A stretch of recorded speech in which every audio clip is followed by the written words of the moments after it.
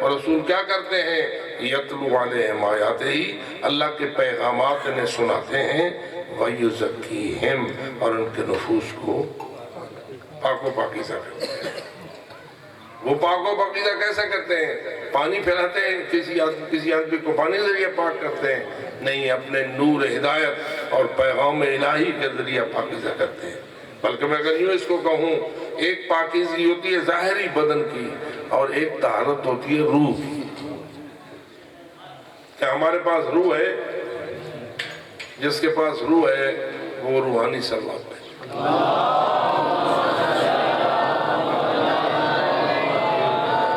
جس طرح بدن نجس ہو جاتا ہے اور آپ اسے بذریعہ غسل و غسل پاک کرتے ہیں،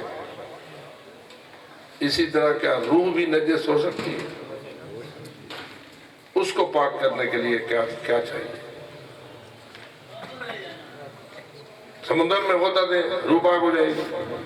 دریائے شراب میں غوطہ دیں، روح پاک ہو جائے گی۔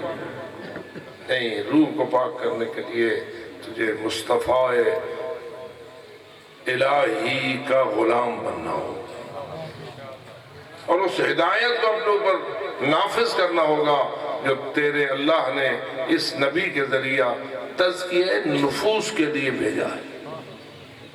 آئیے ہم سب جائزہ لیتے ہیں، یہ مجالس آیا تزکیہ نفوس کا وسیلہ ہے یا نہیں؟ جی، تو اگر تزکیہ نفوس کرتی ہیں تو یہ وہ مجالس ہیں جو اللہ کو پسند ہیں، رسول کو پسند ہیں، امام کو پسند ہیں، اور دین کو پسند ہیں، قرآن کو پسند ہے۔ لیکن اگر مجلسیں ہوتی ہیں لیکن نفوس کا تزکیہ نہیں کرتی ہیں، تو اس کا مطلب یہ ہوگا کہ یہ آل محمد کو قبول نہیں ہے، کیونکہ ان کا تو آمد کا مقصد ہی یہی تھا نا کہ وہ نفوس کا تزکیہ کریں۔ نفوس کیسے نجس ہو سکتے ہیں، یا کیسے غلیظ ہو سکتے ہیں، کیسے کثیف ہو سکتے ہیں؟ بدن کی نجاست تو آپ کے سامنے اتنے نجاسات ہیں، ان میں سے جو نجاست بدن کو لگ جائے بدن نجس ہو جاتا ہے۔ پیشاب پخانہ، میتا، خون، منی وغیرہ یہ سارے نجاسات ہیں نا، بدن کو لگ گئے بدن نجس ہو گیا۔ ان کو پاک کرنے کے لیے کیا کریں گے؟ کسی مطہر کا استعمال کریں گے۔ پاک کرنے والی جو چیزیں ہیں، پانی ہے، یہ سب چیزیں استعمال کریں گے، نتیجہ تو پاک ہو جائے گا۔ لیکن اگر روح نجس ہو جائے، نفس نجس ہو جائے، اس کو پاک کرنے کے لیے کیا کرنا پڑے گا؟ ان اصولوں کی طرف جانا پڑے گا جو رسول نے تزکیہ نفوس کے لیے عطا فرمائے۔ آئیے فقط ایک مثال میں بات کو ختم کر دیتا ہوں۔ کیا محبت بھی بندے کو نجس کر سکتی ہے؟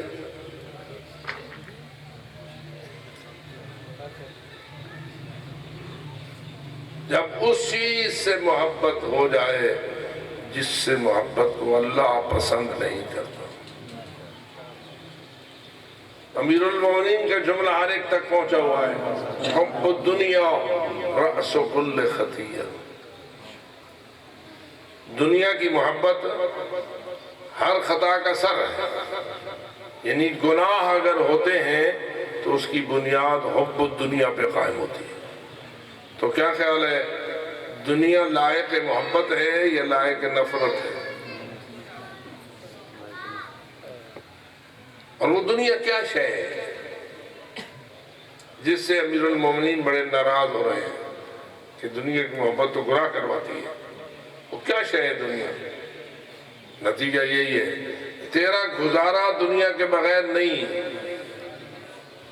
ہم سب دعا مانگتے ہیں، ربنا آتنا، پڑھیے، فی الدنیا حسنۃ وفی الآخرۃ حسنۃ وقنا عذاب النار۔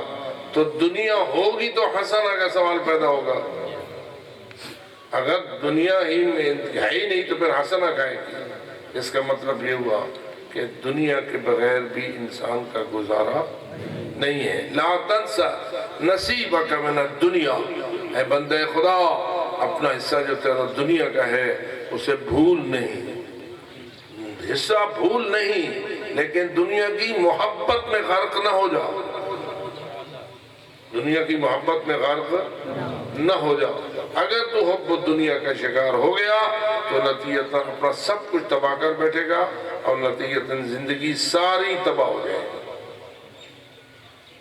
آج کل ہمیں حب الدنیا سے بچنے کے لیے کوئی نسخہ استعمال کرنا چاہیے. کیسے پتہ چلتا ہے کہ انسان کا نفس اتنا پاکیزہ ہو جائے کہ دنیا کی محبت کا شکار نہ ہو سکے؟ جبکہ دنیا کے بغیر ہمارا گزارا بھی. بندے کو مکان ہونا چاہیے یا نہیں؟ یا بندہ اللہ تعالیٰ مکان تھی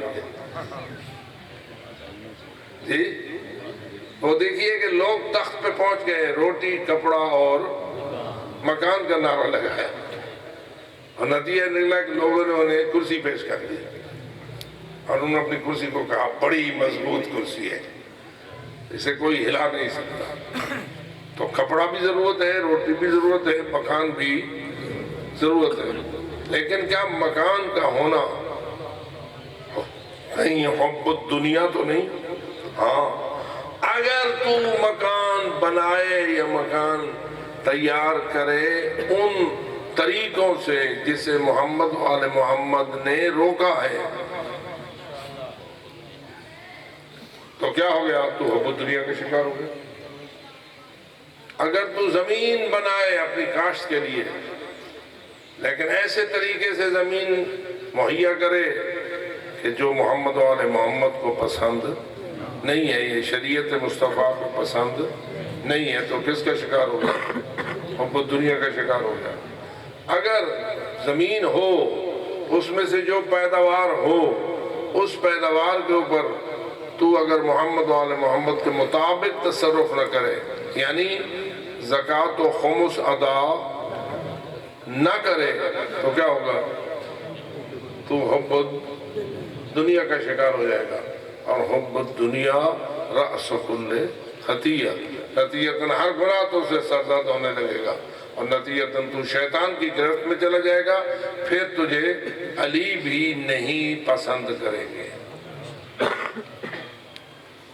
تو کبھی اپنا ہم نے جائزہ لیا کہ ہم زمین پر جو ہل چلاتے ہیں اور باغات قائد کرتے ہیں اور ان سے پیداواریں لیتے ہیں اور ڈھیریاں ہوتی ہیں اور پتہ نہیں کیا کچھ ہماری کوٹھیاں بنتی ہیں اور کیا ہم کھاتے ہیں اور کیا ہم پیتے ہیں، یہ سب کچھ دنیا کا ایک مال ہے، لیکن کیا کہیں حب الدنیا کا نتیجہ تو نہیں؟ کیسے ہم حب الدنیا سے بچ سکیں گے؟ جب ہم اپنے نفس کا تزکیہ کریں گے. اس لیے میں عرض کر رہا تھا زکوٰۃ کو زکوٰۃ کیوں کہتے ہیں؟ لفظ زکوٰۃ کیوں لفظ زکوٰۃ اللہ نے استعمال کیا ہے؟ تو جواب یہ ہے کہ زکوٰۃ ادا کرنا نفس کے تزکیے کا وسیلہ ہے. مال کو پاک کرتی ہے، انسان کے قلب کو پاک کرتی ہے، انسان کی روح کو پاک کرتی ہے اور انسان سچا علی کا غلام بن جاتا ہے. اور اگر خدا نہ خواستہ یا علی مدد ہو، یا علی مدد ایک مربع دہ مربع تھی وجہ دسو عقیدہ ہے تھی ویسے نہیں یا نہیں؟ اگر مولا علی مدد کرے سہنے تو تھی ویسی یا نہیں؟ دسو اللہ مدد کرے تو تھی ویسے. کیونکہ کئی بندے ابھی نہیں سمجھ رہے کہ میں کیا کہہ رہا ہوں. مولا علی کی مدد تمہارے رزق میں برکت کا وسیلہ بن سکتی ہے یا نہیں؟ جو عقیدہ رکھتا ہے سلوات دے. اب اس کو میں بدل دیتا ہوں. کیا اللہ کی مدد، رسول کی مدد، مولا علی کی مدد ایک مربع والے کو 10 مربع والا بنا سکتی ہے یا نہیں؟ بنا سکتی ہے. لیکن اگر بندہ دعا مانگے اللہ سائیاں 10 مربع دعاؤ، پاک رسول اللہ مدد کر میرے 10 مربع تھی وجہ، مولا علی سائیاں یا علی مدد 10 مربع تھی وجہ، انہوں دل جو ہے زکاة تو میں کہنے گی توجہ ہو رہی ہے. یا خمس میں نے ادا نہیں کرنا، اس کا مطلب یہ ہے کہ تُویں ڈھڈوئی میں ہیں جی میں او شیطان آ. کیونکہ شیطان کے متعلق یہ روایات موجود ہے. اللہ نے پہلے کہہ دیا تھا ملائکہ کو کہ جب میں اس میں روح پھونکوں تو تم اس کے سامنے فقعوا لہ ساجدین، اس کے سامنے سجدہ کرو گے۔ یہ اللہ نے ملائکہ کے محفل میں پہلے قرآن کہتا ہے کہہ دیا تھا۔ اس کے بعد حضرت آدم کا مٹی کا پتلا کافی عرصہ پڑا رہا، خشک ہوتا رہا۔ قرآن نے اسے کبھی سلسال کہا ہے، کبھی کالفخار کہا ہے، مختلف مراحل سے گزرا۔ روایت یہ کہتی ہے کہ جب ابلیس اس پتلے کے پاس آتا تھا، ابھی اللہ نے روح نہیں پھونکی تھی، تو کہتا تھا اگر مجھے اللہ نے اس کے سجدے کا حکم دیا تو میں سجدہ نہیں کروں۔ رسول ڈڈو پلیت آئیے کہہ رہے جب روح نہیں پھونکی، سجدے کا وقت ابھی نہیں آیا تھا، لیکن وہ یہ سوچ رہا تھا کہ اگر اللہ نے مجھے اس مٹی کے پتلے کے سجدے کا حکم دیا تو میں اس کا سجدہ نہیں کروں گا۔ ڈڈو پلیت ہویا یا نہ ہویا؟ اللہ کو کب سے پتا تھا کہ یہ ڈڈو پلیت ہے؟ اللہ تو ہمیشہ سے جانتا تھا کہ ڈڈو پلیت ہے، لیکن اللہ نے ابھی کسی کو بتایا نہ تھا۔ کب بتایا؟ بتانے کا طریقہ اللہ نے یہی بنایا کہ روح پھونکی، سجدے کا حکم دیا، اب پتا چل گیا کہ ڈڈو پلیت کے رہے تھے، ڈڈو پاک کے رہے۔ جنہوں نے سجدہ کر دیا وہ پاکیزہ، اور جنہوں نے سجدہ نہ کیا وہ نجس۔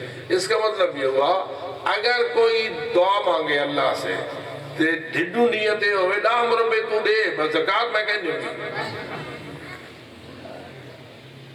تو اس کا مقام وہی ہوا یا نہیں جو اس کا تھا؟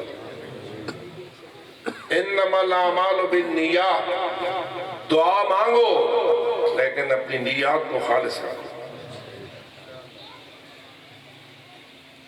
ایک تو وہ مرحلہ، اور پھر جب اللہ اس دعا کو قبول کرے اور تمہاری وہ دعا منظور ہو جائے تو جو اللہ کی شریعت تم سے تقاضا کرے اس سے فرار مت کر، ورنہ تو بھی اسی کھاتے میں ہو جائے گا جو ابلیس کا تھا کہ اس نے پھر آخر سجدے سے انکار کر کے فَاخْرُجْ إِنَّكَ رَجِيمٌ إِنَّ عَلَيْكَ لَعْنَتِي إِلَىٰ یوم الدین کا شکار ہو گیا۔ اس لیے ہمیں اپنی نیتوں کو بھی صاف کرنا چاہیے اور اپنے عمل کو بھی پاک رکھنا چاہیے، کیونکہ یہ عمل ہمارے آپ کو پاک کرتا ہے، ہماری روحوں کو پاک کرتا ہے، ہمارے نفوس کو پاک کرتا ہے، اور جن کا نفوس پاک ہوتا ہے وہی جنت کے لائق بنتے ہیں۔ نجس نفوس والے جنت کے لائق نہیں ہوتے۔ ہاں یہ علیحدہ بات ہے، عقیدہ کا صحیح ہے اور نیت خراب ہے تو اللہ نے توبہ کی گنجائش رکھی ہے کہ اگر ڈڈو پلیت ہی ہوئے اب اللہ آخر توبہ کر کے پاک تھی سکتا ہے یا نہیں؟ جی یعنی